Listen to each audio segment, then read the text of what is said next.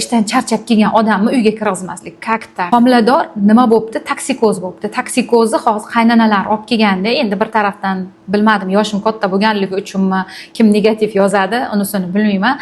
Xo'p, olib kelgan erini uyga kirgizmayotganimiz, toksikozimiz erini ko'rgisi kelmayotganimiz. Mayli, toksikozni tushunamiz. Hidga nisbatan aynish bo'lishi mumkin, hidi yoqmasligi mumkin, biron narsani yo'may qayd qilish mumkin. Endi boshqalar oldida odam o'zini emotsiyasi, hissiyotini boshqarish kerak deb o'ylayman. Sizlar nima deb o'ylaysizlar? Shu ish to'g'rimi? Misol uchun qaynana olib kelib o'tiribdi, hali ham qaynanasi yaxshi ekan. Olib kelib o'tiribdi, shunaqa desa, nima emish kelin yoqtirmasmish, bo'ldi. Hech kimni erini ko'rgisi kelmasmish. Shu gapmi endi? Misol uchun chegara doirasida bo'lish kerak. Bu bilan men kelinlarga yomon demoqchi emasman, o'zim ham ayol kishiman.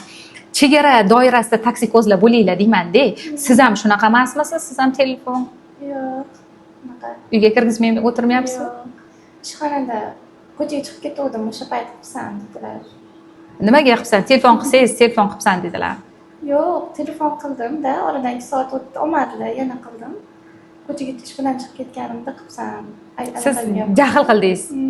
Erkaklar ish bilan yurishi mumkin. Oilam, uyim, ro'zg'orim deb yuradi-da, stupkaga boringlar. Ishdan charchab kelgan odamni uyga kirgizmaslik. Kak tak.